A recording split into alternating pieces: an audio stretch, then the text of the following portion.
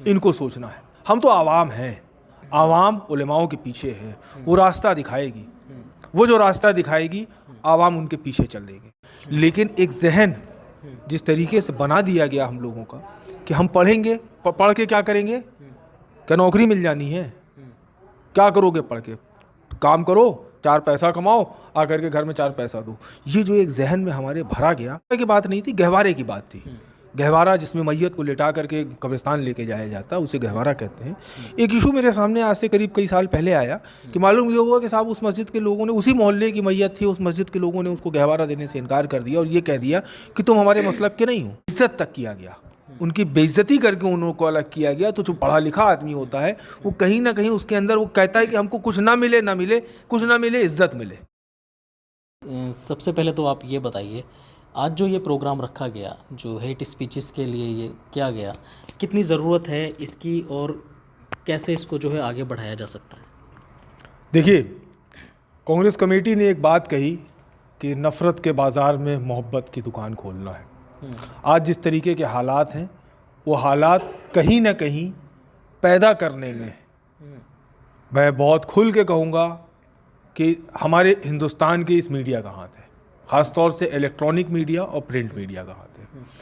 जिस तरीके से एक जहर हवा में उड़ाया गया है, उस जहर का असर कहीं ना कहीं लोगों पर पड़ा है 2014 के बाद।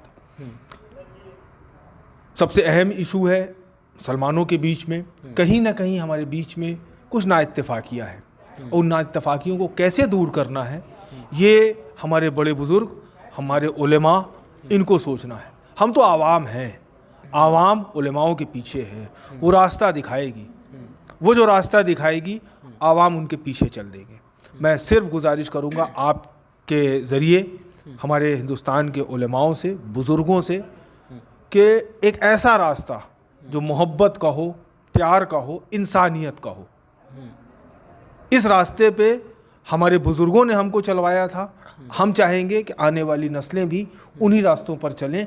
आज जो हालात हैं, कहीं ना कहीं एक नफ़रत के हालात हमारी ही कम्युनिटी के अंदर फैलाने की कुछ लोग कोशिश कर रहे हैं, उसे ख़त्म करना है। आपके ज़रिए मैं सिर्फ यही गुजारिश करूँगा। कैसे ख़त्म किया जाए? आपस में इख्तिलाफ इतने हैं, लोग अलग अलग मसलकों में और अलग अलग जो है फ़िरका परस्ती में बटे हुए हैं, और ज़िम्मेदार आप देते हैं, कभी सरकार को दोष दे देते हैं, अभी जैसे आपने कहा कि मीडिया।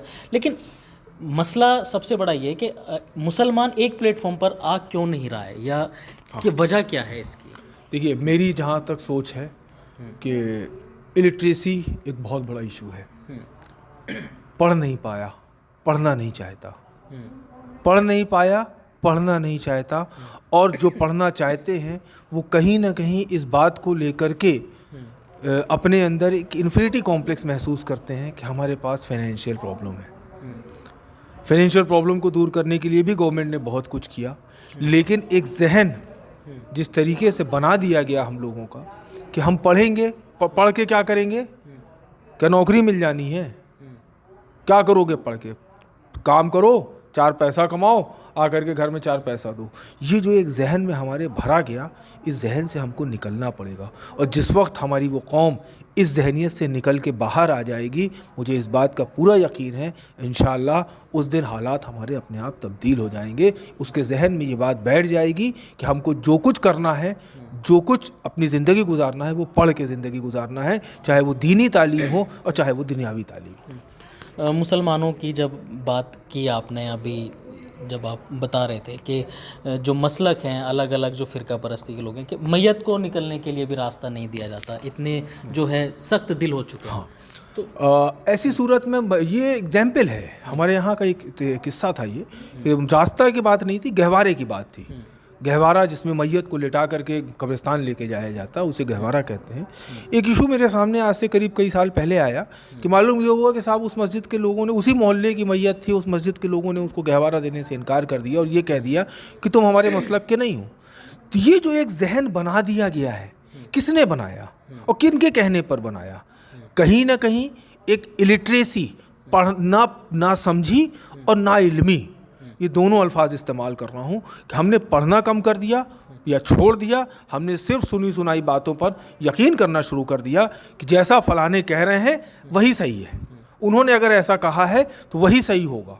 तो इसमें ज़्यादा जिम्मेदार कौन लोग हैं? जो पढ़े लिखे लोग हैं वही जिम्मेदार हैं, या जो नहीं पढ़ा या नहीं पढ़ पाया वो जिम्मेदार है? किसको जिम्मेदार मानते हैं आप? यहाँ पर मैं जिम्मेदार मानूंगा उन पढ़े लिखे लोगों को, कि जिनके जहन जो पढ़े लिखे थे, लेकिन उन लोगों ने अपनी उस जगह को इसलिए छोड़ा, उनको नहीं छोड़ना चाहिए था, इसलिए छोड़ा कि जो पढ़े लिखे लोग नहीं थे उन लोगों ने उनकी जगह आकर के जब काम करने की शुरुआत किया तो उनको बेइज्जत तक किया गया, उनकी बेइज्जती करके उनको अलग किया गया। तो जो पढ़ा लिखा आदमी होता है वो कहीं ना कहीं उसके अंदर वो कहता है कि हमको कुछ ना मिले कुछ ना मिले इज्जत मिले। वो अपनी बेइज्जती से इतना ज़्यादा घबरा गया कि उसने वो जगह छोड़ दिया, और नतीजा उसका ये हुआ कि आज कौम के हालात दिन पे दिन धीरे धीरे गिरते चले जा रहे हैं। मैं मध्य प्रदेश से हूँ, सतना ज़िले से हूँ, हमारे आसपास मेरे बगल में उत्तर प्रदेश लगा हुआ है, वहाँ के हालात मैं देखता हूँ, अगल बगल के और ज़िले जो हैं उन ज़िलों में जाकर के देखता हूँ, तो तालीम ही एक सबसे बड़ा इशू है जिसने हम लोगों को पीछे किया है। मैं तो गुजारिश करूँगा कि सिर्फ किसी के ऊपर उंगली उठाने से कुछ नहीं चलने होने वाला कि तुमने ये नहीं किया, तुमने ये नहीं किया। आगे कैसे किया जा सकता है कि आने वाली नस्लें बेहतर तरीके से ज़िंदगी को गुजार सके, इसके लिए मोहब्बत का पैगाम कैसे देना है, इस पे एक सोच और फिक्र के लिए आज हम वॉलंटियर अगेंस्ट हेट के इस बैनर तले डॉक्टर मिराज साहब की रहनुमाई में हम सब लोग यहाँ इकट्ठा हुए थे। और अल्लाह ताला से मैं यही दुआ करता हूँ कि अल्लाह हमारी इस मुहिम को आगे लेके जाए। मुसलमानों के साथ साथ हिंदुस्तान के हमारे जितने हम वतनी भाई हैं, हम सब हिंदुस्तान के आइन के मुताबिक अपनी ज़िंदगी को गुजार करके इसी हिंदुस्तान से रुखसत होकर के इस दुनिया फ़ानी से रुखसत होकर चले जाए। कर्नाटक में जो है मोहब्बत की दुकान खुल चुकी है, किस तरह देख रहे हैं?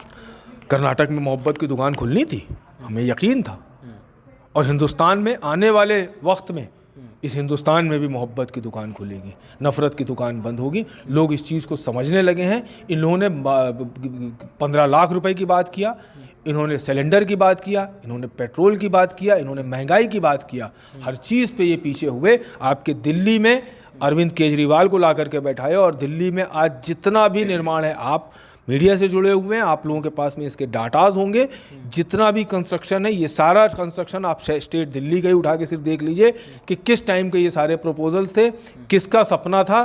ठीक है, सपना हमारा था, इन्होंने पूरा किया, इनके टेन्योर में वो पूरा हो रहा है, लेकिन साहब सपना तो हमारा ही था। ये थोड़ी कहा जाएगा कि आपने आकर के, यही कहा जाएगा कि आपने हमारे सपनों में आके डकैती डाली है। इनको सोचना है, हम तो आवाम हैं, आवाम उलेमाओं के पीछे है, वो रास्ता दिखाएगी, वो जो रास्ता दिखाएगी आवाम उनके पीछे चल देंगे। लेकिन एक जहन जिस तरीके से बना दिया गया हम लोगों का कि हम पढ़ेंगे, पढ़ के क्या करेंगे, क्या नौकरी मिल जानी है, क्या करोगे पढ़ के, काम करो, 4 पैसा कमाओ, आकर के घर में 4 पैसा दो। ये जो एक जहन में हमारे भरा गया, की बात नहीं थी, गहवारे की बात थी। गहवारा जिसमें मैयत को लिटा करके कब्रिस्तान लेके जाया जाता है, उसे गहवारा कहते हैं।